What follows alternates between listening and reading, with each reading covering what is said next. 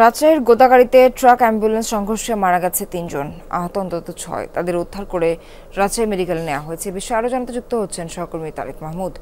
তারেক, যারা আহত হয়েছেন তাদের কি অবস্থা এখন একটু জানতে চাই। আর এই পুরো দুর্ঘটনাটা আসলে ঘটলো কিভাবে এটা সূত্রপাত কি জানতে পারলেন? সোহার, আহতদের অবস্থা কয়েকজনের, কিন্তু 2 জনের গুরুতর অবস্থা। তাদেরকে রাজশাহী মেডিকেল কলেজ হাসপাতালের ওয়ার্ডে কিন্তু ভর্তি করা হয়েছে এবং মৃত 3 জনের লাশ রাজশাহী মেডিকেল কলেজ হাসপাতালের যে মর্গ রয়েছে সেখানে রয়েছে। এবং রাজশাহী এই গোদাগাড়িতে ট্রাক এবং অ্যাম্বুলেন্সের মুখোমুখি সংঘর্ষে এখন পর্যন্ত আমি যতটুকু জানতে পেরেছি মোট 3 জনের মৃত্যু হয়েছে।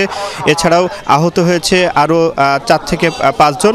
আজকে এই ভোর 5টার দিকে রাজশাহী চাঁপাইনবাবগঞ্জ মহাসড়কে গোদাগাড়ী উপজেলায় রাজাবাড়ি এলাকা যেটি রয়েছে সেই এলাকায় কিন্তু এই ঘটনা ঘটেন।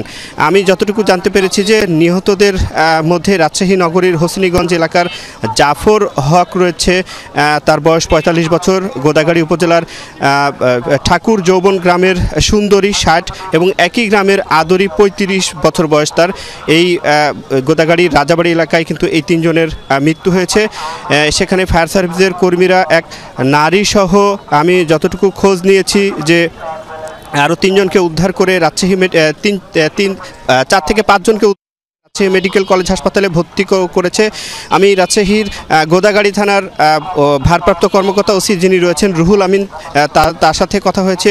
তিনি যেমনটি বলেছেন যে এই রুগী নিয়ে অ্যাম্বুলেন্সটি গোদাগাড়ী থেকে রাজশাহীতে আসছিল এবং পথের মধ্যে সেখানে ট্রাক এবং অ্যাম্বুলেন্সের মুখোমুখি সংঘর্ষ হয় এবং মুখোমুখি সংঘর্ষে ঘটনাস্থলে আসলে 3 জনের মৃত্যু হয় এবং 3 জনের মৃত্যুর পরে সেখান থেকে অ্যাম্বুলেন্সের যুগে সেখানকার স্থানীয়রা তাদেরকে উদ্ধার করে রাজশাহী মেডিকেল কলেজ হাসপাতালে আনে এবং 3 জনের যে মৃত্যু সেটি নিশ্চিত করা হয়। বাকিতে রাজশাহী মেডিকেল কলেজ হাসপাতালের ওয়ার্ডগুলোতে ভর্তি করা হয়েছে, তাদের চিকিৎসা চলছে।